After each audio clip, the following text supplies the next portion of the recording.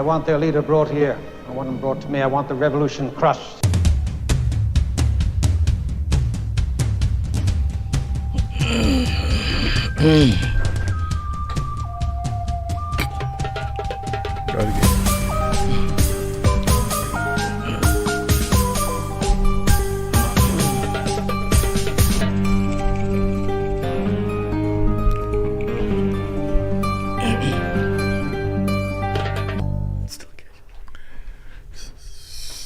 Assalamu alaikum and welcome to Mamluks. My name is Sim. Along with me are my fellow co-hosts, Sheikh Amir. Assalamu alaikum.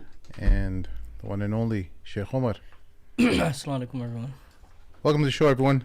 Help us out on patreon.com/the Mamluks. We rely entirely on your support.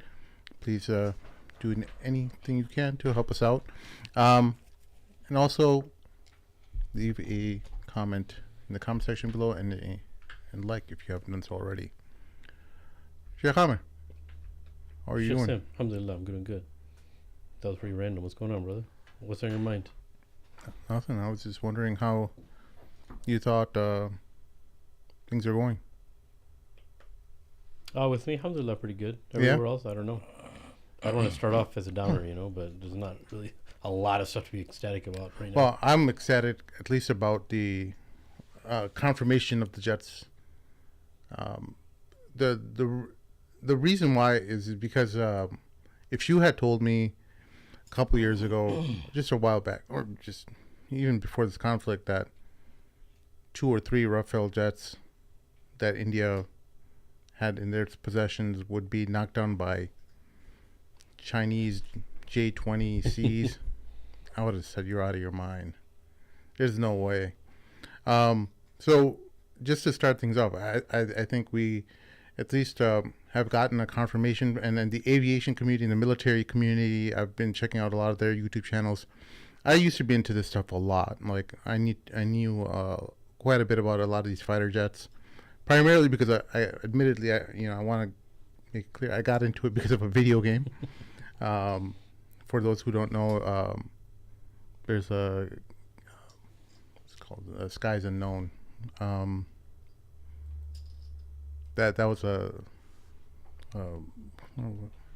You get all the specific. So they probably call Ace it Combat. Ace Combat 7, Skies Unknown. So that was a big chunk of my life. I just got really deep into fighter jets, but that game didn't have anything about Chinese fighter jets.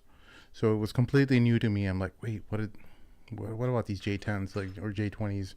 And I just thought of them as like some Temu brand fighter jet. Temu brand jets. Who would have thought Temu brand fighter jets would have knocked out Rafale jets? From the forums and the discussion areas that I've read about, at least on the internet where I used to visit, a lot of the people are saying that the Pakistani fighter jets or fighter pilots they did an amazing job. Yeah, they have to review the flight logs and stuff like that, and all the different data related to how they took down these jets. But they said it had to have been exceptional training that the Chinese provided to these Pakistani pilots for them to have taken down Rafale jets at the amount they did. Because I believe they took down other jets as well, but India, of course, is not commenting at all on it, so you know that it's bad, and they've left this whole situation with a black eye because was supposed to make them look good and strong in front of the country. Instead, they're blacking out their media. They're shutting down people from talking. Shut down various publications, YouTubers. They've come down hard on their own countrymen, on their own media publications, and shut them down from speaking about it. So, and everyone now in the military community wants to know about these J-20Cs that Pakistan has now, and a new space has opened up, a new avenue of fighting has opened up, and I'm sure the Chinese or the French will come back and update their Rafale jets and look at the logs and determine why or what caused these fighter jets to crash. and what mistakes were made, if there were any failures related to the plane itself. I mean, a lot of this stuff is unknown. It'll be classified, but it'll just be interesting to see which variants come out as a result of this training exercise. But there's a whole lot of other things that were destroyed at the end of the mission. There were several sites all across India, all the way to south, even to the south parts of India too, right? They did some missions. Yeah, I mean, I think a lot has happened in terms of France and Rafael coming out with any updates or any upgrades. I don't think that's going to be the case, because I think the only thing that they're going to do, rumor has it, is ask India to stop embarrassing them by losing their jets. Because these jets have been in use for the past 20 plus years or so. They were used mainly to bomb Muslim countries, but they were used in over Iraq. They were used in other theaters of operation, and they never lost a jet. But somehow, as soon as India got it, they were able to lose them. So I don't think it has anything to do with the equipment itself, but more with the pilots who were flying it, whose call sign, by the way, was Godzilla. Let's not forget about that. Were they all Godzillas? Yes, or? They were 1 through 4, at least in the in the transcript or in the recording that was released. That's funny. You couldn't think of That's like. a favorite part of the story. I heard him say that Why so wouldn't you many have like times. the different enemies of Godzilla, like Godzilla, King Kong, Mothra, different? Yeah, no. The thing I loved about all this is Modi went in this thinking that he was going to come out a hero, and people are now comparing him to Netanyahu, and comparing him to Israel, and like this whole all people are seeing through all the lies. They thought this was like 20 years ago where they could make up stuff. People are going to believe their media, and nobody's believing their media. So they're getting lumped up together with these people in history, like Netanyahu, and I loved it. It was a complete embarrassment, and Very embarrassing. and look, even the jets that they lost, whether it's 3 or 5 or even 6, whatever the case is, all of them were lost within India or occupied Kashmir, right? So they did not even cross the border. Neither jets crossed from both sides. They didn't cross the border. This side didn't come over on this side. This side didn't come over on that side. Hence the both sides. It's difficult for them to prove exactly what happened, but it's been understood now, and India has indirectly acknowledged it, saying it's part of things like this happen in combat, basically. And they said that this is we're still in active combat, so we can't really talk about all of those things. So it's a bunch of nonsense is what it is, and it was really embarrassing, because all reports indicate that they thought it was going to be that India thought that they're just going to be able to bomb them and not expect any response, or expect limited response. All reports indicate that it was India who was looking to get a ceasefire. Like And that's where we left off last week about the ceasefire. They had what reached really out happened at the ceasefire? Well, they clearly said that they did not expect this type of response. When Pakistan responded, they had a interesting name for their campaign, which they launched, which is Bunyan Marsoos, which some people have said that they deliberately named it that so that the Indians couldn't even pronounce the name of the campaign. Alhamdulillah. So they did not expect that type of response from them, where they launched missiles inside India and occupied Kashmir to bases that stored some of their missiles and other military bases. Basically, they did not expect that kind of response, and it was only going to escalate from there, because that was only the beginning. Yeah. And hence, they were not ready for this type of escalation, and they were looking to save face, basically. Hence, if you look at the speech that Modi gave 3 days after the ceasefire, he basically says this is pretty much what he said is pretty much what anyone says who acts all big and tough, which is pretty much a bully, and then if he gets beaten up, he'll tell you, I wasn't really serious, or basically what he said was, we only paused. We only paused in our mission, which is a bunch of BS.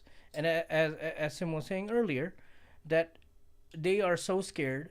And I think it's much different this time around than what it has been in the past because of the power of social media that's there, that they cannot hide, and they're trying very hard. They're censoring, the same standard tactics that any dictatorship does. Yeah. They're censoring their own media. They're censoring their own guests, canceling them, blocking them, blocking social media channels, accounts, and those types of things. Anyone that speaks against what is happening. It's this, something like this had not happened before. So they've tried very hard to control the narrative and control the information, the flow of information that was coming out. But there's only so much that they can do, that it's not hidden anymore. And this is where the other part comes in about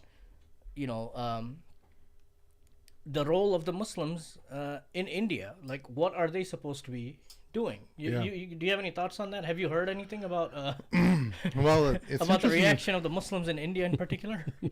It's interesting you mentioned that because where my family's from, in Hyderabad, India, there's a famous politician by the name of Asaduddin Owaisi, who came out in support of India's military action, and and he echoes a sizable, I still want to say minority.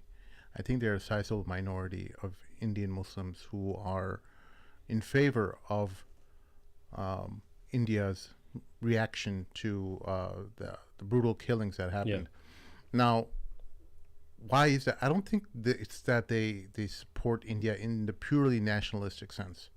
I think many of these people, they feel like this is the conversation you need to have in order for the BJP not to lose strength. They still, many of them, most, if not most of them, see the BJP as still an enemy of Muslims, but they feel like if you don't have national patriotism, you'll be seen as a fifth column in the country, and there will always be a suspicion around you. Yeah. So if you don't have this patriotic pride, you're reinforcing the BJP's argument. And it's also living in an environment of fear, right? Because you are already considered a third-class citizen as a Muslim there in some places of India. And what ends up happening is that if you're siding with Pakistan, nationalism is so strong, they're like, see, we told you they're traitors, these Muslims. Yeah. So they're caught between a rock and a hard spot. That's actually very difficult, right? Yeah. That's a really difficult place to be in because Muslims in India are like a fifth of the population? Yeah. Yeah, there are about 208 million Muslims in India. Yeah. So, I just wanted to show the listeners. And again, look, it's a really tricky spot to be in. Like, somebody who's a politician, what are they supposed to do? But there's no excuse. There's plenty that they can do. No, there's plenty they can do. I'm just saying. And one of them is remain quiet instead of saying stupid stuff. Yeah. As I think you might play a clip here. Let's just show the listeners what he put out. As long as Pakistan uses its territory for terrorism against India, there can be no permanent peace. Ceasefire or no ceasefire, we must pursue the terrorists responsible for the Balagam attack. I have always stood by the government and the armed forces against external aggression. This will continue. I thank the armed forces for their bravery and their commendable skill. I pay homage to Army Jawan, M. Moralik, a bunch of other names I can't pronounce. Pray for all the civilians who were killed or injured during the conflict. I hope the ceasefire gives respite to the people living in the border areas. I also hope that Indians and Indian political parties learn from the past 2 weeks. India is strong when it's united. Our enemies benefit when Indians fight Indians. I have some questions and I hope the government will clarify. I wish our PM Narendra Modi has announced the ceasefire rather than the president of a foreign country. We have always been opposed to third-party intervention since Simla in 1972. Why have we now accepted it? I hope the Kashmir issue will not be internationalized as it is our internal matter. Yeah. Why are we agreeing to neutral territory? What will be the agenda of these talks? Does the United States guarantee that Pakistan will not use its territory for terrorism? Have we achieved our aim of deterring Pakistan from carrying out future terror attacks? Was our goal to get a Trump-brokered ceasefire, or was it to bring Pakistan to such a position that it would not even dream of another terror attack. We must continue the international campaign to put Pakistan in the FATF gray list. Yeah, a lot of BS over there. Yeah. I mean, I can break it down for you if you'd like. Go for it. Well, first of all, let's talk about him himself. He is from Hyderabad. He's a member of parliament. He's a pretty popular politician in the Muslim circle. But he's been accused of a lot of things, in particular playing the Muslim card and playing the victim card to suit his needs. I mean, he's been a member of parliament for a long time now. And there's a lot of accusations against him, even from within the Muslims. For example, the city he comes from Hyderabad. As we know, Hyderabad is one of the one of the IT capitals of India, and in some sense part of the world as well. But the area that he comes from, which he's been in charge for a long time, is full of corruption. It hasn't been developed at all, and he just goes there, plays the Muslim card, plays the victim card, and that's how he gets by. This is not me saying it. This is what a lot of people have said. And anyone who speaks out against him is automatically labeled as traitor, or he's a bad Muslim. Basically, you're going against our people. Basically, Yeah.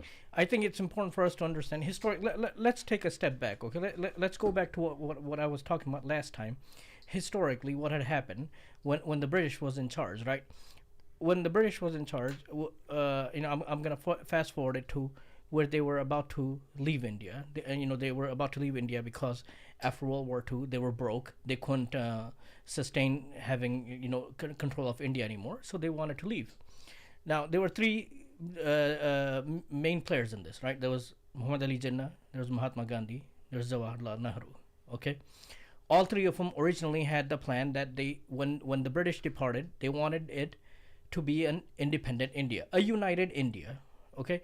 Later on, cracks emerged between them, where Jinnah insisted on having a separate Muslim state. He had his reasons for it, whatever they may be, because he said that one of the reasons that he gave was Muslims will never be able to live under a Hindu majority rule, and they will always, have issues. Hence, they need their own place. Although history tells us that Muslims have been there from the beginning of time, and they ruled India for hundreds of years without any issues, and Hindus and Muslims lived together for so many years. But he wanted to have a separate state. Whatever the case is, long story short, partition happened, which we talked about last time. A line was drawn. Partition was happened. Now people had option. Where the line was drawn, people who are on this side, it was good for them, for Pakistan, right? But for people who were living in India, they had to make a decision. Did they want to continue living in India, or did they want to go to a Muslim country? And many did. And this is known as the biggest migration in mankind, where between 18 to 20 million people migrated from both sides of the border. People from Muslims from India went to Pakistan, and Hindus from Pakistan came to India, and between 3 to 5 million people died in this. And this was deliberately done by the British. I'll just give you an example of how cunning it was that the partition was done, independence was declared, but the border was not revealed to the people of both countries 3 days after independence was declared. Really? They didn't know which side the border was on. Okay, so. But the summary is, look, people made. You don't have to rush, bro. This is good. You can go as slow as you want. People made a decision 75, 80 years ago. Muslims, Hindus, it doesn't matter where they wanted to live, right? And a good number. I just told you, there's 206 million Muslims that are still living in India. They said that, look, we are not going to migrate. We don't need to migrate. This is our country. We were born and raised here. Our ancestors are here. We're staying here. Same thing with Pakistan as well. People who were already on that side of the border, they remained there. People who wanted to go to Pakistan, they already went to Pakistan. People are there who wanted to go, they're there. People who wanted to stay, they're here. I think what Muslims need, they need strong talking points. They need to be able to have an intellectual conversation, because Muslims are always made as a scapegoat And that's exactly what happens here as well. Even what this guy is saying, there's so many other things that he has said that I cannot even. It will take us enough time. I mean, look, I understand. Look, Pakistani government, everyone knows this. Even the Pakistanis know this. They're not angels. We know they're, there's so much corruption that is going on there. All of those things that are there, right? It's okay if you want to say, if you want to talk about the corruption against, if you want to talk against the corruption of government and all that, that's a different thing. But this is another Muslim nation you're talking about, and you're always you're wishing ill on them, you're wishing destruction on them, you want harm on them. I don't understand which part of Islam this comes from. The best thing for you to do is to remain silent instead of saying those types of things. Yeah. But what the Modi government has done in the past 8-10 years has to they've demonized Muslims, but Muslims need to Muslims who are living in India, these talking points are specifically for them. I don't know if you have any audience in India or not. Okay, maybe we need to do a podcast in Hindi or something. But I hope the listeners listen to this. Look, they need to be given strong talking points. Look, Muslims have been part of India. Historically, they've been there. I will even take it a step further. I will take it a step further by saying that, look, Allah subhanahu wa ta'ala talks about the story of Adam alayhi salam in the Quran. Okay, the Quran doesn't mention this, the Hadith doesn't mention this, but some of the Hadith they do mention that when Sayyidina Adam alayhi salam was removed from heaven, where did he end up in? Where was he placed? Some Hadith mention that. Yeah. So we can say that we have claimed right from the beginning the first human being that was placed on earth was Sayyidina Adam alayhi salam, and we are from his generation. So you cannot tell us that this is not your country. This is our country. And in Urdu there's a saying, "Tumhare baap ki hai kya?" Hamare baap ki hai, right? My dad's. Yeah, it is my dad's. Yeah. What it's my dad and your dad too. Yeah, you're right. So what are you gonna say about that? Nothing, right? But let's look at it historically. Like after independence, what happened? Gandhi, everyone knows, he was he struggled for freedom. What happened? Within about 4 months, Gandhi was killed. Who killed him? Did a Muslim kill him? No, an extremist Hindu killed him because he was against he was against Gandhi wanting to unite Muslims and Hindus. Yeah. Okay, so let's talk about that. Who killed Gandhi? Not Muslims. Hindus killed him. Yeah. Few years later, the Prime Minister of India, Indira Gandhi. Who was she? She was the daughter of Nehru. Nehru, who was the first prime minister, who was, along with Jinnah and Gandhi, his daughter, who was the prime minister. She was murdered while she was in office. She was killed. Who killed her? The extremist Muslims killed her. The Maulanas killed her. The Maulvis killed her. Who killed her? An extremist group of Sikhs.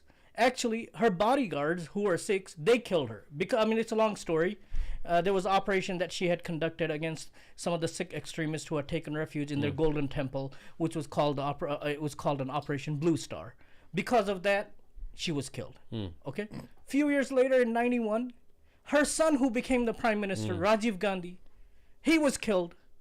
Who killed him? Who killed him? Not the madrasa students? Not the Muzzies. The ulama from Deoband? The ulama from the Barelvi school of thought, the Sufis, who killed him? Another extremist group from which was called LTTE, who wanted a separate Tamil state. They killed him. So you have 3 examples here which tells you without any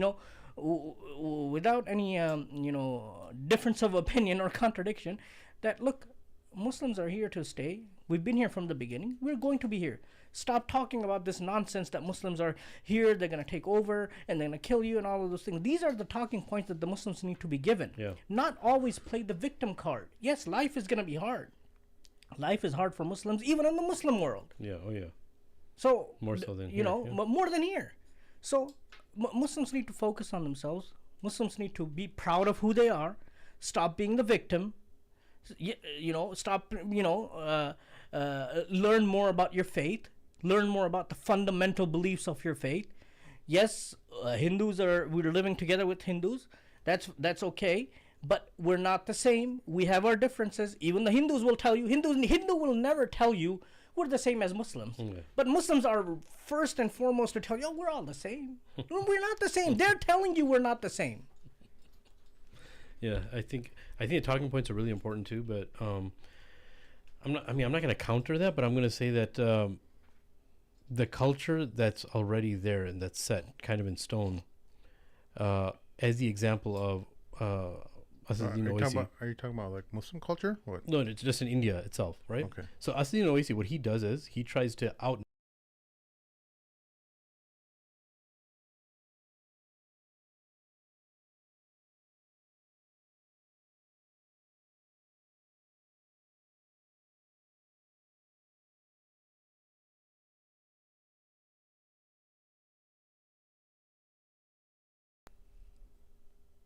One, two, three. Okay, there we go. 1, 2, 3. Testing. Can you repeat what you said? I don't Yeah. know how long it went out for. No, that's fine.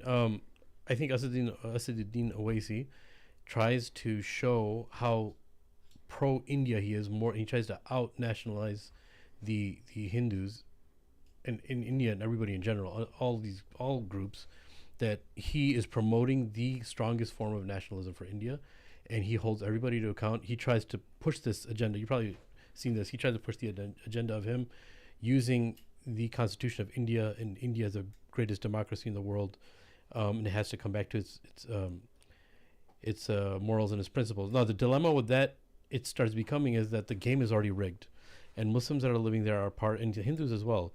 They're living amongst lots and lots of corruption, and I'll tell you what I mean by that, and we'll come back full circle. The amending act of the Waqf, you've probably heard about what's happening in India, right? And the recent one was, in April of 2025, where on face value is this: the Waqf Act is the religious organization in India has the third most property in the world. Is the what is the name of the group called? The Waqf Board of India. Mm-hmm. They have the third. They have like billions of like square feet of like land, right? Mm-hmm. And they have so much. So what's happening with the BJP government trying to amend this Waqf? This Waqf is that Muslims will have these landmarks, this property that's given to them, and they're to use it for the benefit of Muslims. They're to use it for charity, just like what a Waqf is, right? And this, I think the first Waqf was started in the late 1800s, but was official in 1923. And what this is supposed to do is to bring Muslims together and be a source of charity, kind of like a Bayt al-Mal for Muslims. It's run by Muslims. But what Modi is doing with amending this act is he's trying to take the corruption, the potential corruption that's happening here with the people who are handling the Waqf. Now, that's the funniest thing to hear from him, and tells you how opportunistic he is to take all this land, to have the opportunity to take all this land, because someone like Modi can't say that I'm trying to stop corruption by stopping potential corruption inside of this organization. It doesn't make sense. It's like an oxymoron, because you're probably one of the most corrupt countries in the world, the way you conduct yourself, and you're claiming that you're trying to weed out all the corruption from this Waqf board of India. So there's been like some hate crimes against Muslims from this, because Muslims were like, no, we're not going to allow this to happen. This was a Waqf that was given historically. It has to stay historically for Muslims. This is what it is. And he's like, no, we have to infiltrate. We have to have Hindus, Sikhs, even Christians, if you want. They all have to be a part of this board, and they all have to have transparency where what the funds are going, and they have to be a integral part of this Waqf board of India, and it can't only be for Muslims, right? So that caused a whole bunch of uproar. Now, why am I saying all this? Full circle, if you're trying to, like you're saying, these talking points, which are really, really important, I think that Muslims in India have been defeated so much mentally that, yes, they should have strong talking points, but they feel that even if they have strong talking points, the game is rigged anyway. Like we have this moral high ground of trying to have these awesome talking points, which some of them do, right? Not the majority of them. That even if we have these talking points, it's not going to matter because it's all a facade anyway. That we're just going to gather a few people with us, and we're going to get some type of popularity, and then when we get some type of popularity, they're going to come down on us, right? And I think because some of the people I spoke to in India, I think that's a fear also. They're like, everyone has given up, so it's like whatever goes, you know. And I think there's some truth to that. I think that there's so much corruption there that when you try to do something good, you're not sure if it's real or not of the fruits which you're bearing from it, right? So that's why I understand. Look, on the face value, someone could say India is so corrupt, and Owaisi is right. He should side with India to help the Muslims in India, because the Muslims don't go their way. They even show a little support for Pakistan. They're going to massacre us like they massacred the Muslims of Gujarat and stuff like that, right? Just a small example. That's on the mindset of Muslims, right? And that's what happens when you're a minority, and you have no power, and you're surrounded by Muslim countries, and everybody has their own politics, and nobody's willing to vouch for any other Muslim country. If they do, it's kind of like, on the face, it's kind of shallow, right? Like Turkey does once in a while. It tries to be this the savior for Muslims in some parts of the world, but everybody knows it's just talk. It's not real, right? So these Muslims, I'm pretty sure some of them feel like the ones in Kashmir, the same way the Ghazans do. It's everyone against us. We can't call the police. We can't call anybody. The group that's helping us is on a terrorist watch list. So even if they help us, and all the funding that that we got, or the food provisions that we got, the whole world believes that these people stole it all, when in reality it didn't even come to us, right? So there's so many games being played that people are in this place of like in a place of complete darkness, where there's like, you see like little lights of hope little by little, but you see that those are kind of vanishing too for a lot of people, right? Yeah. So I think the mindset, I think the ideas are awesome, what you're talking about, these talking points, but you have to have a nice solid group of people that are willing to, I hate to say this, even though they're very simple historical talking points that you brought up, you have to have people, because of so much corruption that's there, you have to have them willing to, even for these small points, willing to sacrifice their lives for those small points, right? Ultimately, a lot of this stuff, we want people, of course, to stand up for themselves and stick to their principles, and ultimately, security for Muslims as a minority in other countries historically has been guaranteed by other external Muslims. Exactly. You said it much better. And we just don't have that level of attachment in a governance level. We don't have Arab countries like Dubai and Gulf states who are importing Indian labor into their countries, demanding that, hey, we want the fair treatment of Muslims in your country.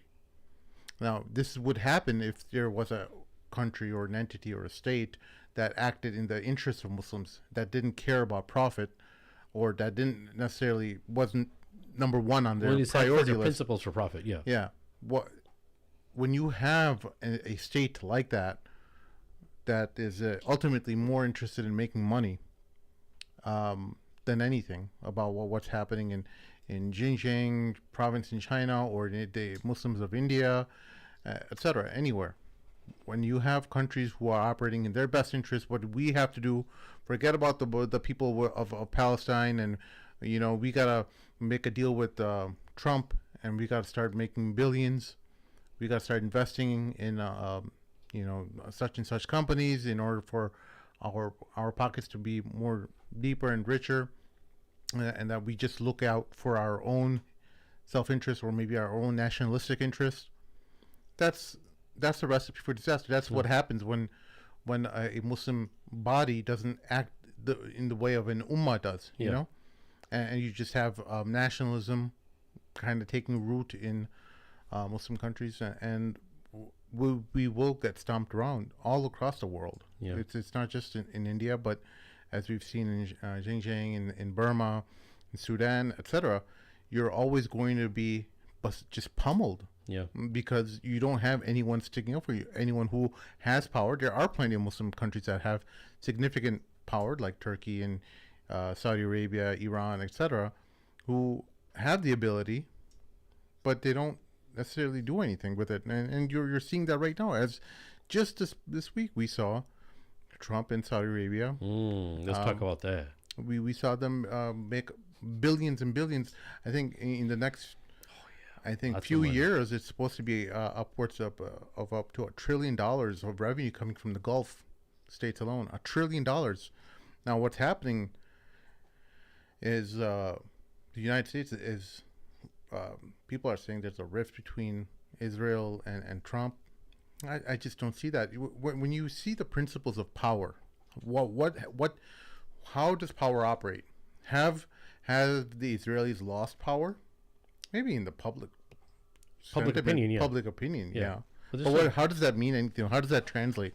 That doesn't translate much in terms of when you are looking at the rules of power, and what makes people powerful is your money, your influence, your the way you govern affair, or the way you can push things in the direction you want it to go. Who's guaranteed to protect you through thick and thin? Yeah, so which happens to be a superpower of the world. we know that the Zionists still have all those structures in place. Nothing has changed in that regard. They're losing grip of it. That grip has loosened over the past couple of years because of this war in Gaza, this brutal genocidal war. But the idea that Trump is somehow insulting Israel or going to distance himself from Israel, that's just really far away. I don't. Maybe I could see some level of dissatisfaction. Maybe. Yeah. There may be some dissatisfaction. Yeah. Maybe they're not even friends, but maybe they're just want it wrapped up so that they can go back to making money. And I think that's why he was in Saudi in that manner, and why he was praising Right. the Saudis so much. He's kind of telling Israel, "Look how much we're getting done, dude. You guys better get your act together because what's." I kind of got that. Yeah. It's like a jilted boyfriend girlfriend relationship. Well- They're temporarily upset at each other, and while they're upset, okay, I'm not coming to you. I'm going over here. Yeah. No, I think that's a great point. Even though they're upset though at each other, let's say they were upset at each other, they're still going to continue with this program. Well, they're not going to well, stop they- it they for the need- personal problem that Trump and Netanyahu have. Well, the thing is, the United States is in trouble. They need their assets are in fire sale. Like Yep. they're needing investment. They need the Saudis involved. That's why he went over there, Yep. getting their money. That's like a symbolic bailout that just happened. So they're bailing out. These Gulf rulers are buying up assets, and basically there's like a fire sale happening. Yeah. In the United States, and these guys are just buying up properties or whatever they can, sectors of industry, keeping weapons flowing into their countries, giving away billions and billions of dollars towards companies that they're invested in as well. So Yeah. they're buying weapons from Boeing and stuff, but they already have shares in Boeing. Yeah. So you see how, like, in the United States, they rip their own people off with taxes and stuff. This is like the Muslims' natural resources, the oil and stuff, that they're stealing and giving it to Boeing. They're That's using crazy. those profits That's crazy. and buying weapons from it. Who is their threat? They've already have the security of the United States Navy and Army and everything against Iran. What are they trying to protect themselves from? Does it make any sense to you? No sense whatsoever. Well, they've already made a treaty with Iran.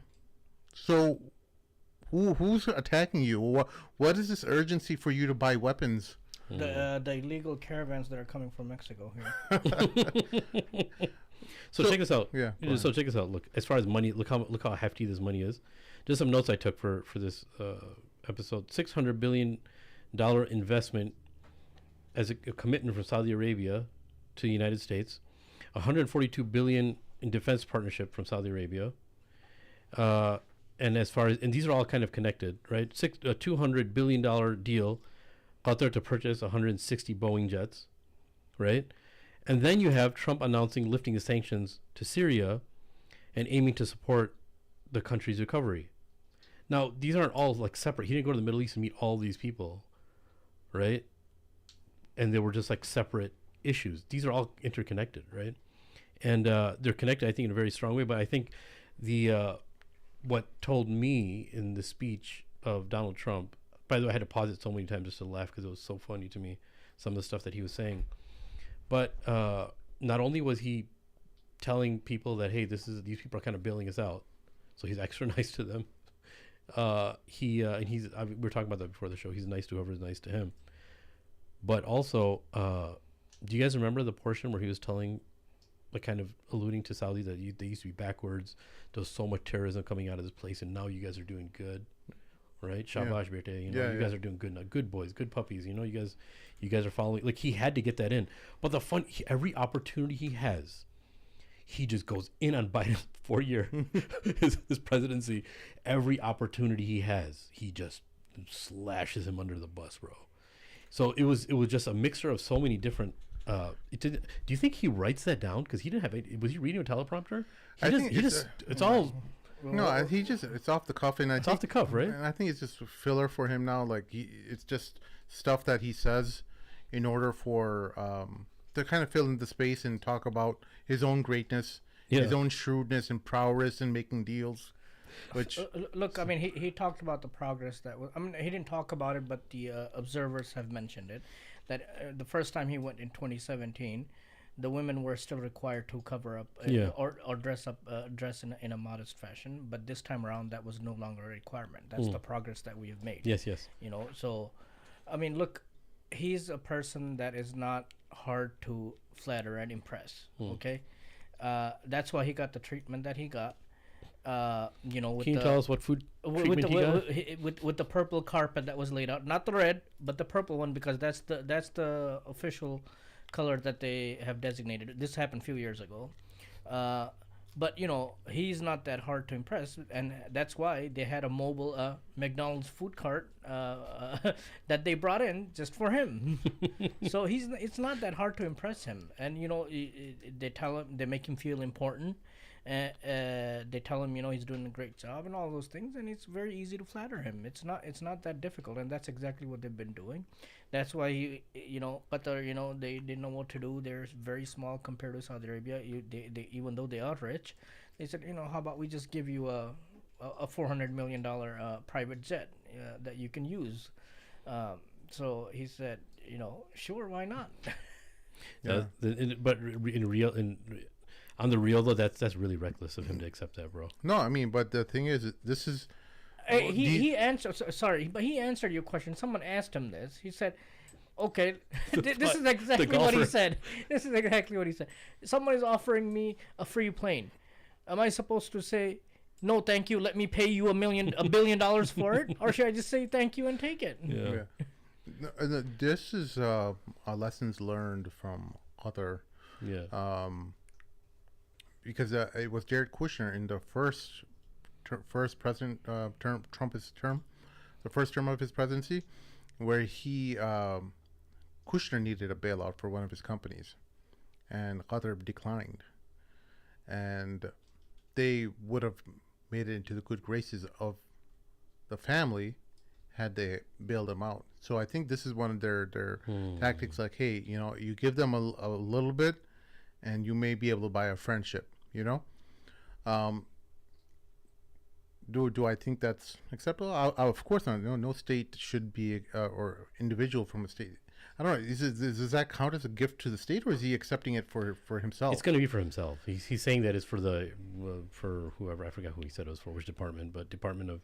Did he say for Department of Defense? I thought it was for Air Force One. No, yeah. There's been some change on it. He said right now it's going to be used in replacement of Air Force One, because that the replacement for Air Force One has been in the works for several years now. Right now, I think they're saying the latest what I read is they said it's going to be ready by 2027. This is a long project. When he was president in the first term, he looked at it. He came up with the paint scheme for the jets and all of those things, and they're still working on it. There's been a lot of delays, right? So he doesn't want to wait anymore. He said, we're going to use this until that's ready. And then after his presidency ends, which may be in 3.5 years, or he might serve another 4 years, we don't know, okay? Whenever it ends, it's going to be transferred over to the presidential library, which he'll be able to use because it's his presidential library, and then he can use it. But now the latest what I heard or what I read is what he said, that he's not going to be using it after his presidency. But I just want to know how, I mean,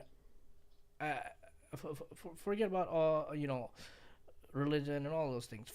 Strictly from a state's perspective, if you are the leader of, you know, from the worldly perspective, the leader of the free world, and you're flying in an airplane that has been given to you from a different nation, okay, how secure do you think that is going to It's a be? threat to national security. You don't know what's inside of there. You don't know who set what up.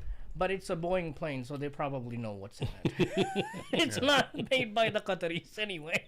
So That's it's so crazy. basically they bought it from them Yeah. and they're giving it back to them. So So the interesting tidbit out of this whole Trump travels, aside from the wholesale giveaway of all billions of dollars of Arab Muslim money to the West, is that the West is lifting, or the Americans are lifting, the sanctions off of Syria, which has made incumbent leader Ahmed al-Shara look very good. This was apparently, Trump says, it happened at the request of Mohammed bin Sultan. you Mohammed mean the bin Salman. Israeli agent? Yeah. So he said, "Oh, the things I do for Mohammed. The things I do for the crown prince. Oh, the crown Do you prince. Get sleep it at right. night? Get I it got right. it memorized. Do you sleep at night? So why is now, as far as we know, Yes. Ahmed al-Shara has not given any assurances of recognizing Israel, even though the United States wants Have Syria you to not be. been on Twitter lately? He already signed the agreement. He already signed it. Yes, No, for what? a few months ago. That's what I read on Twitter. No, he's being sarcastic. Oh. No, so he hasn't signed anything yet. But I think what's happening right now, why the Saudis are pushing Ahmed al-Shara to be recognized, or Syria to succeed, eventually, is because they have a stable partner in the region. They don't want Syria to be a failed state. And I think in order for them to be a successful state where they embrace nationalism and they embrace secularism and capitalism, and start thinking along the lines of their nation and building up their economy and stuff, they will have a partner, because Syria still has a decent amount of oil fields and stuff like that, and they'll be able to be a Strategic partner. location. The There'll be- location itself is strategic. Yeah, they'll be a strong partner in the Middle East. Now, this was done without Ahmed al-Shara still giving away any assurances yet to Netanyahu and Donald Trump for the Abraham Accords, because that's one of their demands.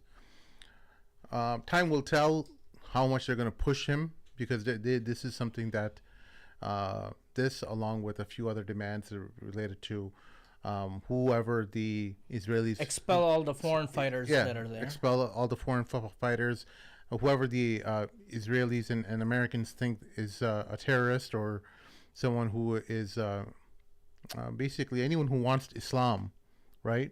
Who wants Islamic governance, and Islamists is what they call it. It will be someone that can either go to jail, or basically the old Syria back. Yep. You can have all the stuff you different face. want. You embrace all the different things related to modernity and nationalism, and make all the billions you want. We just don't want an Islamist government don't cross that over line. here. So this is how seriously they take it, while us Muslims are still like, well, I don't know if that's feasible yet, and this is the defeated mind that we have among Muslims right now, is where we think that being wanting Islam is a weakness, while they see it as a danger, as a fear for their hegemony in the region. This is why this is the backward way of thinking that we have among Muslims, where people will just be telling you like, oh, Brother Sim, I don't think that's a realistic option for us right now. Well, I'm like, really? What is an option right now? Nationalism and the status quo, where you're just seeing your brothers and sisters just a few miles away in Palestine just being massacred and being helplessly look down at them, and then you saying that, oh, well, look how bad us Muslims are, because you see the contradiction in how Muslims talk. That's crazy. They say, oh, well, we as Muslims aren't doing anything, our Muslim governments aren't doing anything for Gaza and Palestine, but on the other hand, we don't want a government that is run for the interests of Muslims, for the interests of Islam, in power, because that's not feasible at this point. Do you see how the contradiction there? Like, it doesn't make any sense. Like, how are you going to make this claim that Muslims or people around the world should do anything for anyone when it's not in their national interest to do so? In that case, South Africa should have been shutting up. Ireland, now you're seeing Italy and Spain, and parliaments across Europe are up in arms. Yeah. If that's how you want to run your country, then this is what it is. This is what the world is going to be. If you are being genocided against, just deal with it, because that's in no country's best interest to fight against the Israelis/Americans. What do you say to the people now who are not so happy, or who are saying, see, this is evidence that the sanctions have been lifted, he's been welcomed in, and he's there meeting the president, taking pictures and all those things. We told you he was an agent, so he is an agent now. I mean, there's more proof to it. So yeah, I mean, there's more proof for it. How do you respond to those types of? Well, you have to have concrete evidence in order for him to be an agent. I think, I'm not saying that he's not an agent. I'm just saying you have to allow time to tell. People who have studied the Middle East for decades have been let down many times enough to know better, not to just jump on board or on anyone. And this started before October 7th, right? Was there a Middle East before October 7th? Because we have many scholars that came on scene after that. That's crazy. So from the days of Gamal Abdel Nasser, we know that Muslims everywhere have been looking for basically an Imam Mahdi coming out, or this savior coming into the Middle East who will unite Muslims and make Muslims refer back to their religion and establish Islamic governance. I don't see that yet from Ahmad al-Shara, but I don't see him selling out either. This may require a very careful dance that he does, and if he's able to pull it off in a way that that doesn't alarm the Americans and the Israelis, that'll be some incredible way of just sidestepping all that and still making your country successful. I just don't see him being a sellout yet. I'm not saying he's not. I just don't see the evidence there. I see him doing the things that it's a balancing act, right? It's a very difficult position that he's in. What they want to see from him is being a pragmatist. How much is he willing to give up of his own self-desires, his image?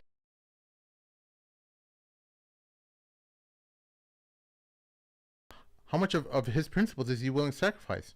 This is why there was some level of excitement in even the halls of the U.S. Congress. Senators were happy about Ahmad al-Shara coming into power, because what was the word on the street? Oh, he's a pragmatist. He's someone you can talk to. He can budge on things. You can broker a deal with him. You can make a deal with him. Yeah. But what those deals entail, you realizing, oh, okay, this is for my national interest. This is for the greater good. I may have to do some terrible things for the greater good, and this is what these countries, especially the United States and Europe, are founded on. They'll do the horrible things for the greater good. Yeah. And that's how they justify things. It's terrible. We have to kill 1 million babies in Iraq. Madeleine Albright was asked, how do you feel about 1 million babies dying in Iraq during the Gulf War? That had to be done. Is basically what she said. She said they asked her if it was worth it. It was worth it. Yes. Yeah. Yes, it was worth it for the benefits that are reaped. Yeah. So this is how they think, and this is what they saw in him. And time will tell whether he will prove them right. But it's like-minded people that want like-minded people on their team. That's what that is. But I think so. Are you saying, and this is just a very, very simple scenario, that number one, if Ahmed al-Shara didn't show up, he's not going to get those sanctions lifted. So he has to show up, right? And he has to rub shoulders with them because he wants those sanctions lifted and rebuild. The condition was the rebuilding and the help of the rebuilding. And in his mind, and obviously probably a majority of the world would think that America is the only one that's going to allow that rebuilding to happen. It can't happen without America's green light and the amount of work that it's going to need. No, not even that. Not even with the help of America. Look, the Gulf countries were ready and willing to help financially to rebuild the country, but they were not doing it because the country itself was under, the sanctions. So they didn't want to break the sanctions because if they went against that, then that means it's impacting them as well. Yep. So it's not necessarily that the U.S. is going to help them, but the neighboring countries were looking out for their own interest. Of course. That's why. That's why. Like they had to get the sanctions in order to help. Yeah, Qatar was ready to help. Saudi was ready to help. All those people, financially at least, they were ready to rebuild the country, but they were hesitant, or they were not doing it because of the sanctions. But I want to ask the people who are opposing this. I want to ask them the question, important question, and that is, like, what was the alternative? You want the people in Syria to they should have continued living under the Assad regime. They should have continued the civil war. They should have continued living with no power, no electricity, no food, no water. You wanted them to continue fighting because they've been fighting for 13 years. The civil war that was happening. Do you want that to continue, or do you want them to move forward? I think it's important for them to answer that question. No, first. you know what? I've talked to people about that. You know what they say? Yeah. They should have just kept it the way it was because there wasn't as much bloodshed. Yeah, and those are the people who have. They said about Egypt. They were probably in their parents' basement when you talk to them. Okay, those are the people who don't live in reality. Okay, they live in a fantasy world. But I want to share a very important observation. Please. In regards to Ahmad al-Shara, what kind of person he is. Well, we have a very important observation from Trump, who met him today. He was asked, what did he think about him? This is what he said. He said, great. I think very good. Young, attractive guy. Tough guy. Strong past. Very strong past. Fighter. He's got a real shot at pulling it together. So, that's a strong endorsement. He tells the world he's got a strong past. He was a fighter. A strong fighter. He's got the fight in him. Yes. Yes. So, I think, I'll this go back to so what you funny said. when I read this. I think time will tell exactly what he is about. I think he should be given an opportunity to show to the world, especially to the Muslims, what he's about, what he's going to do. Because I can tell you, and others will tell you this as well. If he goes off the rails. roadmap, if he goes off the rails, his his future or his end is not going to be any different than what happened to his predecessors. Okay, millions, hundreds of thousands of people who were martyred, who were killed, who were injured, they did not give up all of this just for another replacement. Another replacement. Different It's just taste. not going to happen. I think we have to wait and see. Give him the benefit of doubt. Give him some time. Let's see what he can do. I think right now the ceiling is kind of like Erdogan in one spot and then Middle Eastern dictator on the other end, right? So best case scenario, I think Muslims will be like, oh my God, at least, he talks a big game about Islam and he, keeps people's hearts attached to Islam and he knows how to navigate that, kind of like how Erdogan does.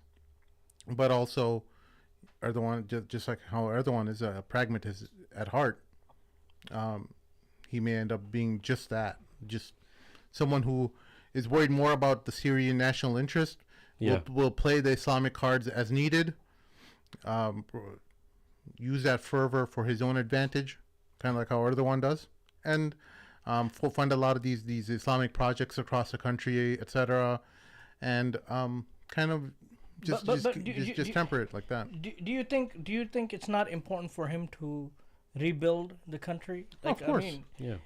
He's basically starting from scratch for a good portion of it, because absolutely. the entire a good portion, about 70 to 80% of the country has been decimated, destroyed. The complete infrastructure needs to be rebuilt from pretty much ground up. Should he not give priority to that, or should he engage in wars with neighboring countries? I don't think he can even engage in a war if he wanted to. No, because he's not a good Muslim. I just don't see, like, what's the ratio that the Quran promises Muslims victory? At least you have to be like 10-1 or something like that. I can't remember. And then three, at least three. They have to be at least 3 times bigger for you to back away. Yeah, I mean, but the United States and Israel are like 100 times bigger. So, but check this out. One question that's now lingering in my mind Yeah. is, if sanctions are to be lifted off of Syria, what happens about the skirmishes of Israel attacking Syria and on multiple parts of the border where Syria is attacking? Are they guaranteed like security now from that from Israel, like taking parts of Syria? And Well, Al-Shara said to in regards to recognizing Israel and joining the Abraham Accords, he said this a couple weeks ago, I think, that Israel has to stop the bombings that they've been doing, and that they have to, let go of the areas of southern Syria that they've occupied to create this buffer zone that they claim that they will, that they're using to create a buffer between Syria and Israel, which we know is a land grab. It's a land grab, but that's another thing. That's another game now. Like, based on that decision, I prefer to call him Jolani, but Ahmed Shara, he has to deal with that. And I don't think Israel's going to abide. Like, I don't think they're going to listen to America. They're going to do whatever they want to do. What's going to happen with that if they keep on having these skirmishes on the border and killing innocent civilians? No, I think that's what time will tell. Like, how much the region will respond. It seems clear, though, that the region has been telling Trump that, hey, we're all in it for money. They're telling Trump, like, we're ready to move forward. The Israelis are here in a permanent state of war, it seems like. And they're trying to convince Trump in saying that everyone's ready to make money. These guys are still holed up in a war. And they're making us look bad. It's time to wrap this thing up. So I think that's probably the most they've probably said to Trump in regards to Gaza. They don't have I don't think they have the sway enough the way that the Zionists have in the U.S. That Qatari money isn't that deep. No, that's just money. No, but look, no. I think this is a different approach that is taking place now than what it has been, because at the end of the day, Trump at the end of the day is a businessman first. Okay, he's a president much later. He's many things before that. One of them is a businessman. Yeah, and this diplomacy is all about business, all about money. I think this is a different approach than that has been taken from the previous predecessors, and I think even in the the meeting that they had, the GCC meeting that they had, at least all the Arabs nations were united in words, not actions, in words at least, that they mentioned Gaza, they talked about Gaza and the importance of stopping that. Whether anything is going to come out of it or not, that remains to be seen. But, going back to what you said, it's all about the money at the end of the day, and that's what he's seeing. I have so many opportunities here, so, to make, billions and billions, but if this conflict continues on, it's a hindrance.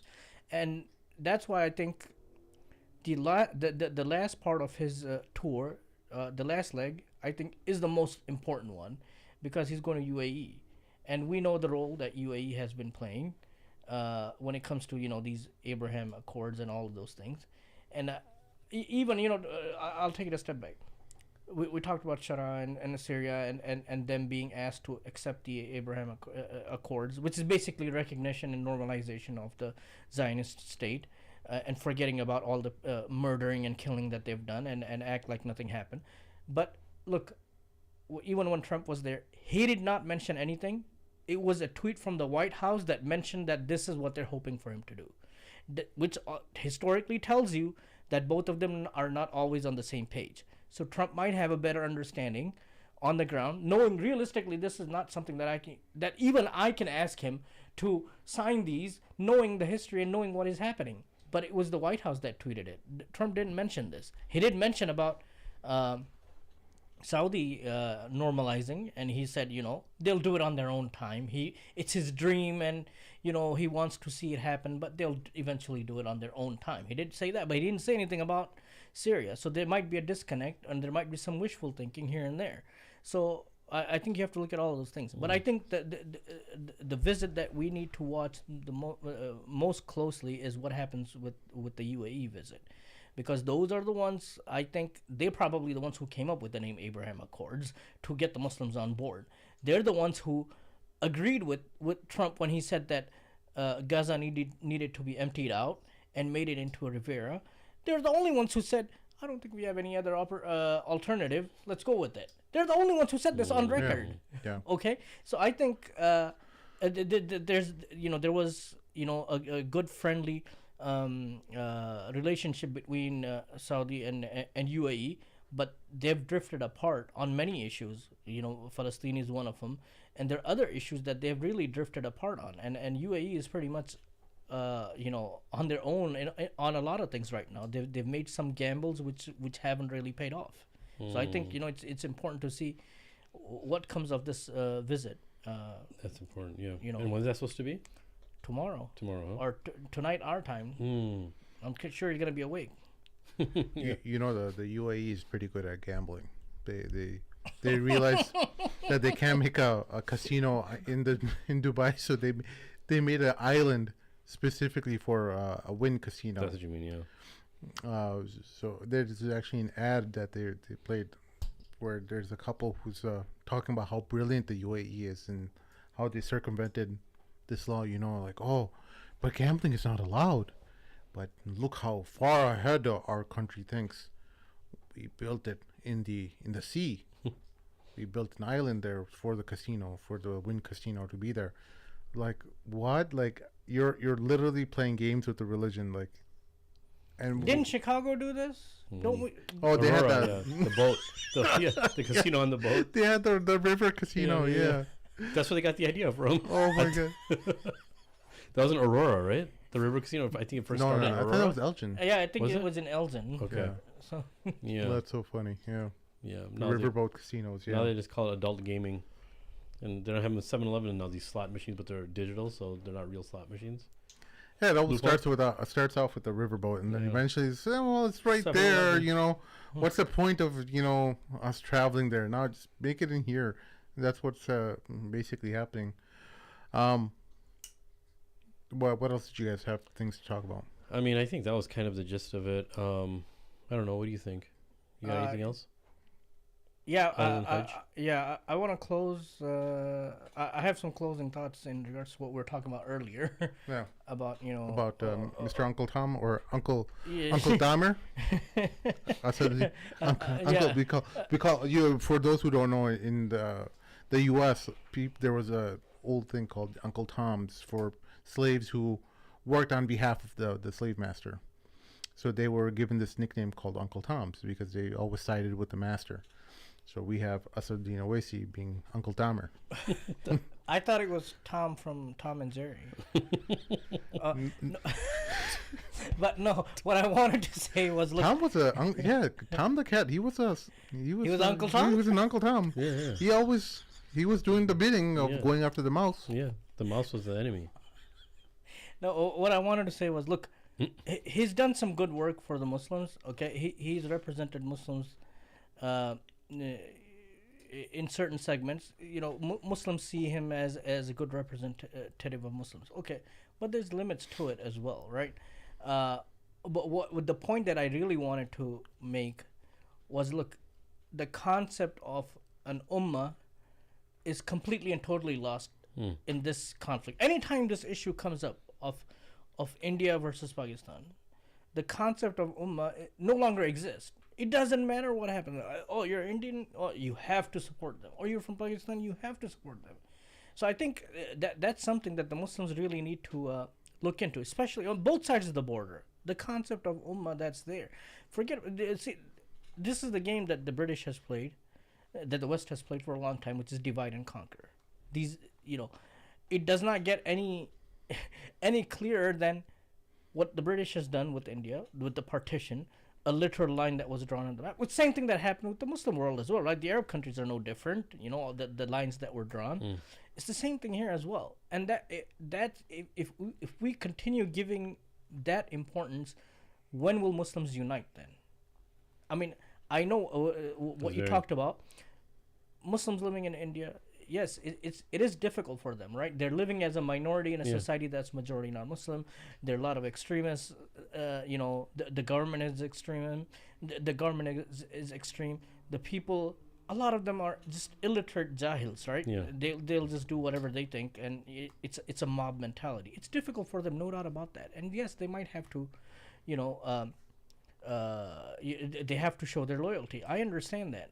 I'm not saying that they shouldn't. Yes, but you should not have the expectation. No Muslim should have the expectation that life is gonna be easy for me. Yeah. And it's just not in India or Pakistan, anywhere, even for the Muslims living in the West. Yeah. If you're living a carefree life as a Muslim, if you think everything is all gonna be, great and fine and dandy, then there's something wrong. Yeah. That's the point I want to make. And I'll see a microcosm, small thing that I observed. So, I moved back to the Lombard area, and you see how many Muslim restaurants there are, and you see how different people are now just because there's so many options available. The struggle is a lot less, right? And one thing I notice is the culture for Muslims is changing drastically, obviously with the advent of technology and all that. But when there's let's just talk about as far as luxuries and options that Muslims have now, their demeanor has changed. Everything certified options. That's important now. Shout Certified out to Jerusalem Cafe. But so the reason I'm saying that is, look, we heard that heard that in the past, that Muslims, they got really, really comfortable, and life got really, really comfortable for Muslims. And whenever that happened historically, then we saw a downfall and we saw weaknesses from all places, right? So I know it's not an easy thing to say, especially now in 2025, but you always have to be a little hungry. You always have to be in a situation. And sometimes life just becomes really easy, and that comes with, there's a trade-off now. Life is going to become very easy, and there's a trade-off. So I agree with you 100%. You have to put yourself in situations where things are going to be uncomfortable, because that's what life is. It's going to be uncomfortable anyway, especially for a Muslim, no matter where you are. And it's nice to have options and have a lot of ease, but with that, there's something else happening too, right? There's a lot of weakness being born there. So I think, the Muslims of India, obviously we have to keep them in our du'as. We have to raise awareness. And a lot of times people think, we just have to focus on one place. No, it's hard to focus on everywhere, but dude, we got to talk about every place. We have to talk about every place. We have to raise awareness of every place. When you were telling me about all this stuff about India, I didn't know a lot of this stuff, bro. I forgot to mention one more thing, a very important point in regards to what he tweeted. There's talk about the Shimla or the Simla agreement in there. This is a key point. If there's anything that should come out of this, conflict, it should be that. What that agreement was, that agreement was made in 1972, which basically both countries had agreed that when it comes to the issue of Kashmir, we're gonna resolve this within ourselves, bilaterally. We don't want a third party in it. And that's what India is talking about now, and that's what he's referring to. Because Trump said at the end, at this ceasefire, he said he wants to sit down and talk to them about, resolving the Kashmir situation. India is strongly opposing that, because they said that, look, we have this treaty where we basically said we're going to resolve this ourselves. Well, how much more time do you need? Yeah. You've been resolving it since 72, or even if you take it back since Before 47, that, 48. How much more time do you need to resolve this? Clearly, it's not working out. Both of you are never going to resolve this. They don't want to. Okay? So They don't just want like to Israel, resolve they it. don't want to resolve it. They don't want to resolve it. It's not that they so both countries have realized it is a way or a vehicle to drum up support among their constituents. They're in terms of using their fervor, their emotional fervor of the people towards this one issue. Now, this is why we were telling people that this recent conflict that just happened last week, was going to be short-lived, because neither country has the appetite for a large-scale war. The reason why is because it's not because one side is weaker than the other. Both sides will lose immeasurably, billions and billions of dollars. Will go into a war where Kashmir doesn't have any real resources that they're going to benefit from. It's not an oil-rich location. It would be a great tourism spot, yeah, for sure, but that's not nowhere near the amount of profits that you would extract from an oil-rich region that they're fighting over. It's become a point of where you use, like, for example, Is how this an excuse that's like how the- used when needed Yeah, for like how the- political purposes? how the Republicans or the far right are using, or Elon is using the emotions of the far right to talk about anti-immigration policies and illegal immigration and stuff like that. They know full well the value of illegal immigrants in the United States. Both parties understand it. They both understand the need for it, but they're both going to talk a big game about it, how they're going to limit it and all this stuff. But they both realize the need that, hey, we need the slave labor coming in our country in order to keep it moving. If we squeeze a tap on it, then our country will suffer. Yeah. So this is why they give the illusion that they're working hard and stuff like that. But in reality, they're not. They're doing some high-profile cases and stuff, and deportations and stuff of that MS-13 leader or whatever. And they said he's talking about reopening Alcatraz as a prison.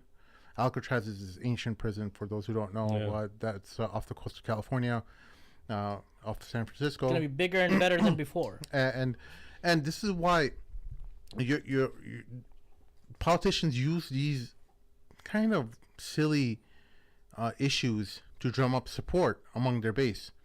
Now, because there's no Soviet monster that existed in the past, right? So when it comes to India and Pakistan fighting over Kashmir, it's going to be short-lived, because both countries, their leaders, whether it's Modi or the Pakistani government itself, they want to make money. They don't have the appetite for suffering. This is not like Braveheart days where the leaders of the country are willing to run off into the battlefield. You will level your cities, your major cities.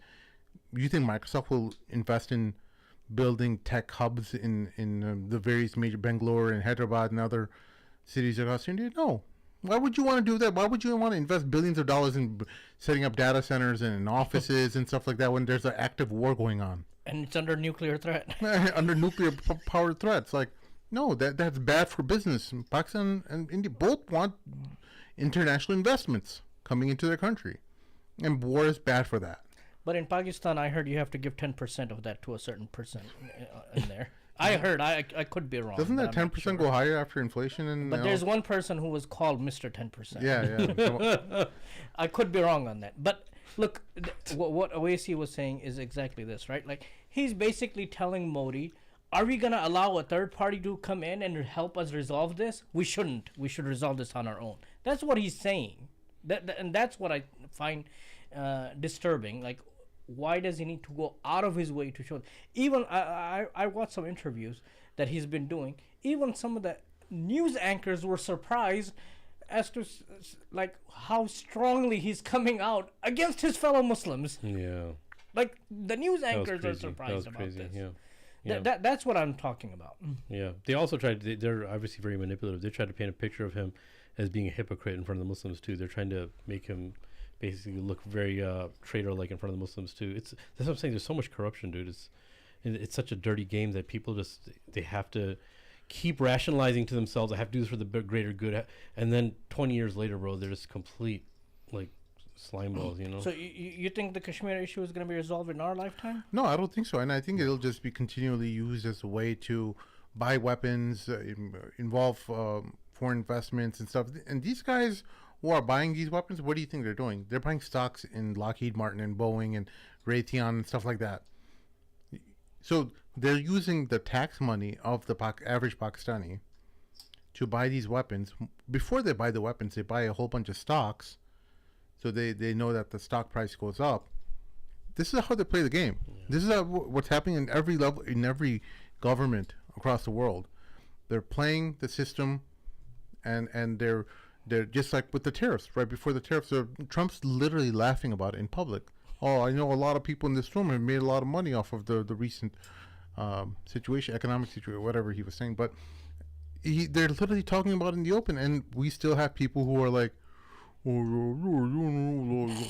it's just like, how are you so dumb? They're playing you. They're just using your emotions for their own benefit. They don't actually care about the stuff. They care about money. Money is their god.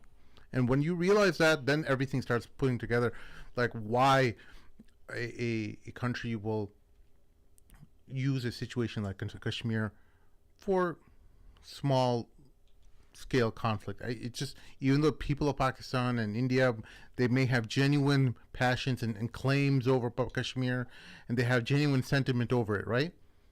It doesn't matter to them. They're agnostic about it. It's not a religious thing within them. There's maybe a few politicians here and there who may be more religious about it, but in a general sense, when you come into power, like Modi and the PM of Pakistan, these Nawaz Sharif types who look at it, they're like, hey, where's the business opportunity in here? This is how they look at it. The reason why Trump wants to get involved in it is how he can circumvent China from being involved in weapons sales to Pakistan.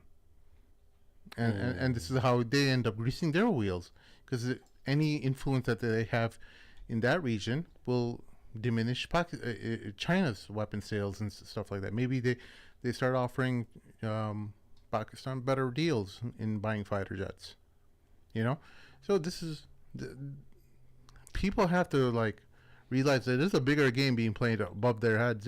Their genuine emotions and stuff, it's real. The brutality that the people of Kashmir, they're the ones who experience the worst of it all. They're the ones who are living through it, while everyone else is like making money. Yeah, making money. Building schemes. That's what I was gonna say. Like, look, lost in all of this is, what do the Kashmiris want? The civilian. What do they want? Is anyone worried about, or is anyone even wondering what do they want out of all of this? I think they want independence, right? Yeah, they said they don't want to be part of either. Yeah, they know they're being used as a tool from both sides. Yeah. That's why within a segment, within a portion of Kashmir that is under the control of Pakistan, is another portion called Azad Kashmir, which is basically free Kashmir. They want to be on their own, like they want to be independent out of all this, which is what they were hoping. But that's for on Pakistan's side, right? That's on Pakistan's side. Yeah. Which was originally what they were hoping to do when the partition happened, and when the fight, when the struggle initially happened between the two, and both sides were laying claim. They wanted to be independent, but that brought us to where we are now. That's not a good move, though. As much as genuine as their sentiment might be, I think them particularly being in the protection of Pakistan gives them autonomy, because there's nothing really stopping India from taking over Azad Kashmir and saying, no, yeah, I'll do something about it. There's a third part of Kashmir, which is a very small portion that China owns. Okay. The Bakshay, what's it called? The Aksai, Aksai. something, yeah. Akshay, So yeah. China has a small portion of it as Yeah. well. Okay, we forgot about that. But how come India never talks about Chinese occupying Kashmir, and how come they're not bombing them and That's a great question. and going against them? Because that region actually has a lot of the rivers that flow into Kashmir, right? They come from Akshay province, right? I think it's a small strip of land. From what I understand, it's not really people really don't live there. It's not. It's uninhabitable, but the mountains provide a lot of water, because what happens is, at least in mountainous regions, is because the snow covers the mountains. In the springtime, all the water melts down and creates rivers, Mountain water, and all these rivers go into what we know as Kashmir. They talk about it every now and then, just to remind the people, oh look, we haven't forgotten. We India owns that part as well. But really, I mean, but I don't think it's going to be resolved anytime soon. But there might be some movement, because there's a lot of pressure from the international community now, so they might make some moves here and there. But I don't think it's really fully going to be resolved, because if it is resolved, then why do they need nuclear power and nuclear armed nations again? What are they going to have to fight over against now? What are they going to fight against each other over? There's nothing left to fight over. Yeah. So Akshay is, I was totally wrong. It's actually a flat land. It's a very uninhabitable region where only 10,000 people live. Wow. Are they Chinese? I don't know. but it doesn't say exactly more than anything more beyond that. But it is just very little data about it. It's a small portion, and then Pakistan actually agreed to give some of it to China, because they're friends. They have to be, yeah. I want What's to show this? people a picture of it. Here we go. This is what Akshay Chin looks like. It's a very Wow. flat desert-like region. There are some mountains in the background, but it seems like not the tourist destination you want to go to. You don't want to take your family out over here unless you want to be in big trouble. Yeah, I guess there's a reason why he's fighting over Akshay Sheikh. I had a quick question for you guys. This is kind of as far as the movie is the new Palestinian film, which is supposed to be an Oscar-winning documentary, No Other Land. Have you guys watched that yet? You can watch it paid, but I think they're supposed to be showing in Naperville. Have you guys heard about it? It's supposed to be really good. No, I haven't. But I heard that it received distribution finally. Yeah, I was wondering if you guys saw it. It's a All paid right. one. Did you watch it? I didn't watch it. I was considering it.